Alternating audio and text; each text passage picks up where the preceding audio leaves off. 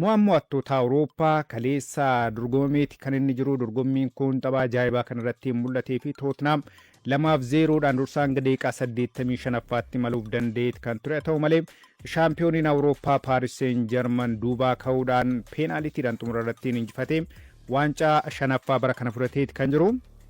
Paaris Seen Jarmaniif Tottenham morkii taasisan kanaan gaa Tottenham daqiiqaa 39ffaa irratti Miikii Van de Ven goolii galcheen dursa kan qabatee ture. Kanaanis 1-0dhaan Tottenham dursaa boqonnaa ba'e. Daqiiqaa 48ffaa irratti ammoo Kiristaan Roomeeroon kaleessa dursaa taphattoota kilabichaa yeroo jalqabaatiif ta'ee seenee goolii galchuudhaan 2-0dhaan dursaan daqiiqaa 85ffaa irratti dursaatti kan isaan turani. Haa ta'u malee Paaris Seen Jarman daqiiqaa 85ffaa irratti Lii Kang-in goolii galcheen 2-1 dhiphisee Gonkaaloo Raamos ammoo daqiiqaa 90 xumuramee daqiiqaa dabalataa 4ffaa irratti goolii Paaris Seen Jarmaniif galcheen 2 qixaan kan isaanii xumuranii tapha idilee peenaalitii kennameen ammoo kaleessa carraan kan waliin ture Paaris Seen Jarman injifateeti kan jiru.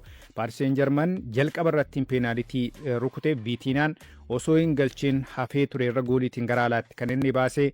Sanaan booda Miikii Van de Ven goolii jalqabaa Tottenhamiif taphataan galchee kubbaa gara gooliittiin rukute. Goodeegaan Paaris Seen Jarman Luukaas Chaavaliiriin jalaa qoleeti kan jiru.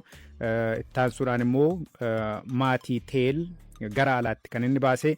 Kanaan walqabatee gaa Nuunoo Meendees peenaalitii ishee xumuraa rukutuudhaan injifannoo warra Paaris Seen Jarman mirkaneesseeti kan jiru. Tottenham Spurs ji'a 3 keessattiin waancaa lammaffaa argachuudhaaf carraa qabutti osoo hin fayyadamin hafee jira. Kilabiin kun waggaa 17 booda waancaa maqaa gaarii qabu Manchester United injifachuun liiga Awurooppaatiin milkeeffachuunsaa kan yaadatamudha. Gaa Paaris Seen Jarman kilaba Firaans jalqabaa waancaa mo'attoota Awurooppaa fudhate ta'uudhaan milkaa'ee jira. Bara 2025 keessa waancaa 5 kan inni fudhate. Waancaa kilaboota addunyaallee xumuraaf ga'uudhaan Cheelsiidhaan mo'atamuunsaa kan yaadatamudha.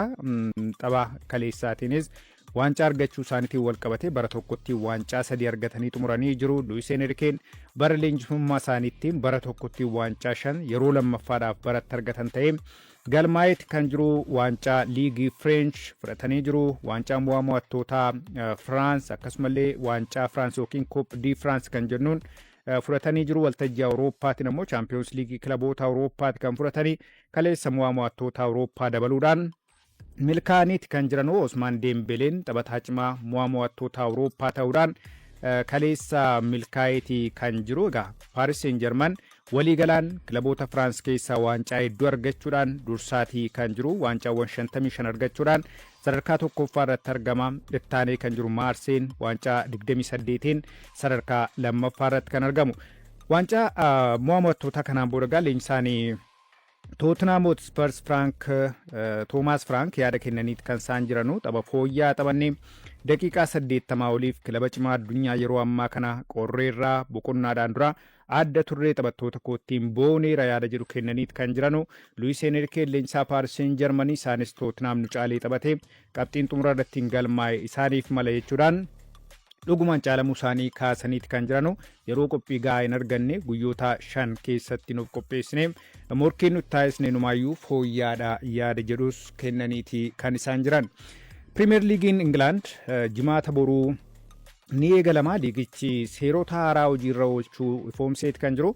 Gaa dorgommiin bara 2025 bor galgala sa'aatii 4 irraa eegaluudhaan Liivarpuul Anfield Road ittiin Barnmaawus waliin morkii taasisuun kan inni eegalu seerota haaraa garaagaraa qabachuudhaan dorgommiin bara kana akka deebi'uudha. Pirimeer Liigiin Ingilaand kan inni ifoomse kubbaa haaraan jalqaba irratti kan laalluudha. Waggoota 25 darban Pirimeer Liigiin Ingilaand kubbaa dhaabbanni Naayik oomishu fayyadamaati kan inni ture.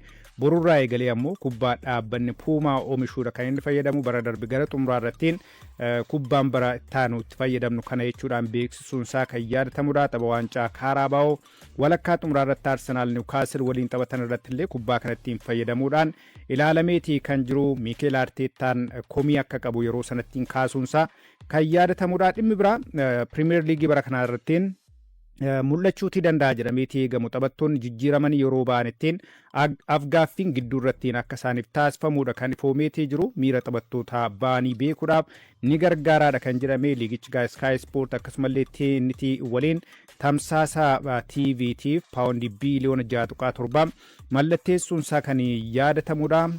Gidduu gidduutti ammoo taphattoonni jijjiiramanii yeroo ba'an miirri isaanii maal akka fakkaatu akka gaafatamanis Premier League in England foomseet kan jiru. Dhimmi biraa semi automated offside kan jennuudha. Teknooloojii kanatti ni fayyadama. Sochiin xabaan alaa baay'ee ulfaataa ta'an kan VAR qofaadhaan murteessuudhaaf dadhabaman dhimmoota daangaa darban yookiin baay'ee mormisiisoo ta'an kan ittiin adda ba'uudha jedhameeti kan jiru. Semi automated offsidein kun goolii eegaan seera sekeendii 8 akka eegus bara kan akka taasifamuudha kan eegamu. Goolii eegaan sekeendii 8 ol kan turu taanaan tapha sana irratti yeroo gubaa jira jedhamuudhaan kaardiin ni kennamaaf yookiin adabbiidhaaf ni saaxilama. Seerota kanneen hojiirra oolchuudhaan Premier League in England bor akka eegaluudha kan eegamu. Waancaa Kaaraabaaw England marsaa lammaffaadhaaf ramaddiin baheet kan jiru. Manchester United kilaba liigii lammaffaa irrattiin taphatu Grimsby Town jedhamu waliin akka taphatuudha kan ifoome. Bournemouth ammoo Brentford waliin ni taphata. Wolverhampton Wanderers West Ham waliin kilaboota Premier League irratti hirmaatan walittiin dhufaniiti kan jiranu. Egaa barana Premier League England ittiin kan guddate Leeds United ammoo Sheffield Wednesday waliin Derby Yorkshire ni taphata. Everton Mansfield kilaba liigii tokkoffaa waliin ramadameeti kan jiru. Kilaboonni akka Liverpool, Manchester City, Arsenal, Chelsea, Tottenham, Newcastle United, Aston Villa, Nottingham Forest fi Crystal Palace ammoo hanga sadarkaa saglaffaa irrattiin waan kaa'amanii jiranuuf kallattiidhaan marsaa ittaanutti ni darbu. Marsaan lammaffaan kun isaan ilaallatu jechuudha. Marsaan kun hagayya 25 irraa eegaluudhaan akka dorgomamus foomeet kan jiru. Odeeffannoo jijjiirraatiin Manchester Cityin Chelseadhaan barbaadamaatii kan jiru. Xavi Simon RB Leipzig irraa mallatteessifachuu akka barbaadu ifoomee jira. Talk Sport akka gabaasettiin taphataa lammii Neezerlaandis kun Chelsea waliin waliigaltee dhuunfaarra ga'us Manchester Cityin irraa fudhachuudha fedha jedhameet kan jiru. Saviinoo Tottenhamittiin ni gurguraadhaaf eegamaa kan jiru kilabichi. Taphataa kana tursiisuudhaaf fedhii akka qabu erga ifoomseen booda Simon garuu sarara fuulduraa kilabichaa caalaattiin ni cimsa waan ta'eef taphataa kana mallatteessifachuu akka barbaadu beeksiseet kan jiru. Manchester Unitedin kan barbaadamu Carlos Balebaan ammoo paawundii miiliyoona 100 gadiin akka hin gurguramneedha. Brighton kan beekse Manchester United garuu kaffaltii kanaan bituudhaaf fedhii akka hin qabneedha himamaatii kan jiru. Ta'us gaaffii isaa ifattiin dhiyeessuudhaaf qophaa'ee jira Manchester United. Egaa Brighton taphattoota guddisuudhaan maallaqa olaanaatti gurguruudhaan kilaba beekamuudha. Kanaan dura Moses Caicedo rikeerdii kilabichaatiin paawundii miiliyoona 100 miiliyoona 15 Chelseatiin gurguruunsaa kan yaadatamuudha. Ammas Carlos Balebaarraa maallaqa olaanaa argachuudhaaf akka kaayyeeffateedha himamaatii kan jiru. AC Milan ammoo Højlund mallatteessifachuudhaaf hojjetaati kan jiru. Kilabii Seeriitiin AC Milan Rasmus Højlund mallatteessifachuudhaaf mariin Manchester United waliin taasisaatii jiruun waliigalteetti akka dhiyaate miidiyaaleen qabatanii ba'anii jiru. AC Milan karoora qabu taphaticha hubachiisuudhaan Højlundis tolee jedheefiiti kan jiru. AC Milan mindaa taphataa kanaa kaffaluudhaan ergisaadhaan fudhachuudha kan barbaadu. Manchester United ammoo ergisaadhaan kennee irratti hin dabalataa yuuroo miiliyoona 6 kilabicha akka kaffaluuf ni barbaadaadha kan jedhame. Xumura barichaa irrattiin AC Milan yuuroo miiliyoona 45 taphataa kana mallatteessifachuudhaaf filannoon kaa'amee fi gara Milaan imaluunsaa akka hin oolles ifoomeetii kan jiru. Gidduuttiin qophii hordofnu kabajamtoota dhaggeeffatoota keenyaa keessumattuu Manchester United fi Arsenal waggoottan darban keessattiin taphattoota gara 16tiin hiikan jijjiirraadhaan walirraa fudhataniiti kan jiranu. Jijjiirraan Robin van Persie garuu addatti kan laalamu. Diiniyaas Bashir waan qopheesse qaba. Hordofnee walitti adeemna.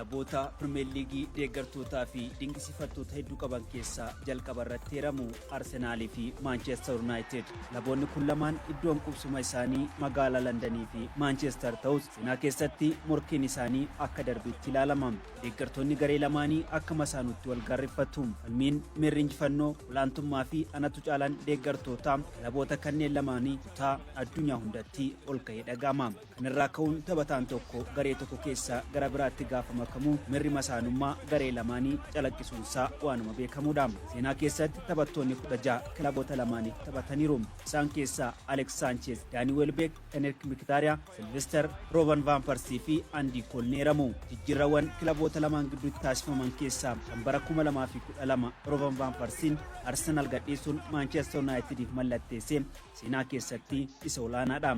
Qophii keenyaarraatiin imala Robin van Persien Arsenalii gara Manchester United taasise irratti xiyyeeffanna. Let's talk about the 2011-2012 season. What turned out to be your final season? Just listen to these stats for a second, right, Joe? Robin van Persien taphattoota sarara fuulduraa Premier League keessatti maqaan isaanii ol ka'ee waamamu keessaa tokkodha. Taphataan kun akkaataa gara Manchester Uniteditti makame yeroo tokko akkas jechuun dubbate.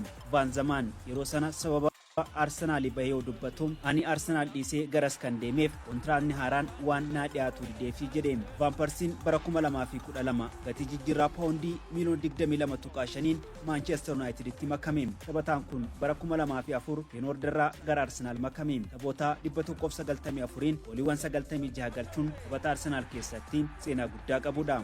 Van Persien akkamiin garee waggoota hamma kana keessa taphatee itti milkaa'ee Arsenal dhiisee gara garee masaanuu makame kan jedhu gaafii namoota hedduutiin. Taphatichi sababa Arsenalitti dhiisee bahe sana qofa akka hin taane turtii booda dubbateera. Hariiroo kiyyaa fi Arsenal akka gaa'ilaatti yoon ilaale anii fi Arsenal waggoota 8 waliin jiraataa ture jedha. Boodarra garuu haati manaa koo waggaa 8 na ifattee ofirraa na dhiibde. Arsenal akkas na godhe jechuun dubbateen. Yeroo sana jedha Van Persien Arsenal waliin itti fufuuf walii galtee akka dheeressan jechaan irra deddeebiin Wengarii fi Ivan Gazidii waliin dubbadhus isaan fedha hin qaban ture jechuun haala yeroo sana yaadata. Arsenal walii galtee koo dheeressuu waan hin barbaadiniif anis filannoo koo barbaade kan jedhu Van Persien toon koo deeggartoota Arsenal akka mufachiisuuf ni beeka ture jedheen. Van Persie straight away. Van Persie!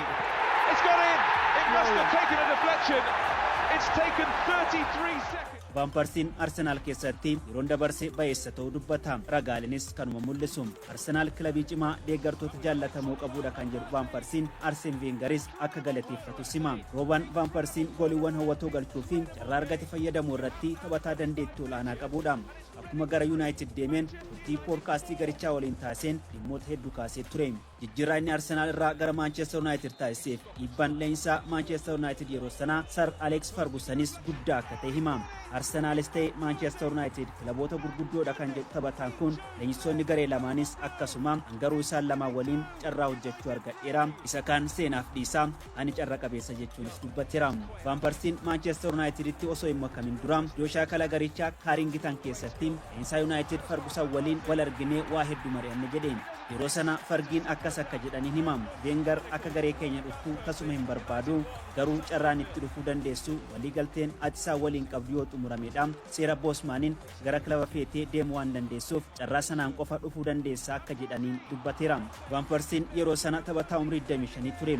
Taphataa kana ammoo Wenger garee murkataa isaaniif tasuma dabarsanii kennuu hin barbaadanii. Erga Fergiin Van Persien kana jedhaniin booda xiqqoo ture gara United dhufuu akka barbaadu fedhii agarsiise. Inumaayyuu gara Manchester United akka deemuuf wanti karra naasaaqee haasaa guyyaa sana Ferguson waliin taasisnee jedhama. Yeroo sana gara kilaboota biroo deemuu akka hin barbaannee fi gara United deemuu akka barbaadu isaanitti akka himes dubbatama. Erga Van Persien fi Manchester United walii galanii booda Arsene Wenger jijjiirraa isaarraa mallaqa olaanaa waan barbaaduuf xiqqoo danqaan uumamus yaadatama. Manchester Uniteditti erga markamee booda wanti hunduu akka salphateef kan himu Van Persien qindoominni Rooney waliin uuman garicha waliin dafee akka milkaa'uuf akka isa fayyades kaasama. Haala sanaan Arsenal dhiisee Manchester Uniteditti kan makame Van Persien dannoo lakkoofsa 20 uffachuun kontraata waggaa 4tiin garee Sir Alex Fergusoniif mallatteesse. Taphni isaa jalqabaa hagayya 20 tapha Manchester United 1-0 Evertoniin mo'ame Danny Welbeckiin geeddaramee seenuun jalqabe. Guyyaa 5 booda tapha Fulham galchii 3-2 injifatan irratti innis goolii jalqabaa isaa Manchester United galchuun milkii isaa eegale. Baruma sana taphoota hiriireen gooliiwwan 26 galchuun liigichaanis taphataa goolii hedduu lakkoofse ta'uun xumure. Gareen isaa Maanchesteris shaampiyoonii Pirimeer Liigii Ingilaand akka ta'uuf gargaare. Seenaan kana yaadatus jijjiirraa taphattoonni Arsenaalii gara Maanchester United taasisan keessaa inni kun har'allee deeggartoota Arsenaal biratti fudhatama hin qabu. It's Van Persie. That finishes this game. Odeeffannoowwan gaggabaaboon irratti hafanaa kaasuu Leeds United Dominic Calvert-Lewin mallatteeffachuudhaaf waliigaleeti kan jiru. Taphataan kun yeroo ammaa kanatti umuriin isaa 28dha. Waliigalteen Everton waliin qabu xumuramuu isaatiin waggaa 9 booda kan inni Evertoniin gallakkise amma immoo jijjiirraa bilisaatiin gara Leeds United imaluudhaaf akka itti qeeda kan himamaatii jiru. Taphataan kun waggoottan 9 darban yeroo Everton keessa turettiin taphoota 271 irrattiin gooliiwwan 71 galcheetii kan jiru. Amma qorannoo fayyaa taasisuudhaan Leedsiif ni mallatteessaadhaaf eegamaa jira. Bara 2016 paawundii miiliyoona 1.5 Sheffield irraa gara Evertonittiin kan inni dhufe. Bara 2020-21 immoo taphoota Premier League England 33 irratti gooliiwwan 16 galchuudhaan bara gaariidha kan dabarse. Garee biyyaalessaa England waliin yeruma sana hanga xumuraatti waancaa Awurooppaatiin gaheetii kan jiru. Taphataan kun hamma gara Leeds Unitedittiin imaluudhaaf kan inni jiru. Manchester United gadi bu'ee mul'achuun namiidha yaada jiru. Taphataan kilabichaa Marcus Rashford dubbateeti kan jiru.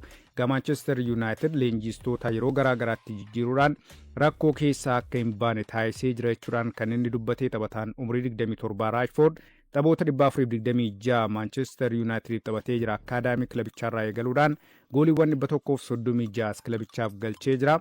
Amajjii darbe Aston Villaadhaaf bara nammoo Barcelonaadhaaf ergisaadhaan deemeeti kan jiru. Ruben Amorim waliigaluu dadhabuudhaan taphaticha akka gallakkiseedha kan himamu. Manchester United bara darbe sadarkaa 15ffaadhaan xumuruu isaatiin wal qabsiisee taphataan kun yaada kenneen Manchester United Sir Alex Ferguson erga gaggeesseen booda leenjistoota garaa garaa jaattiin fayyadamee jira. Dhaabbiidhaan leenjistoota tursiisuu dhabuunsaa rakkoo guddaadha. Manchester United yeroo gadi bu'ee mul'atu ammoo anaan baay'ee na dhukkubsa jechuudhaan yaada isaa kenneetii kan jiru.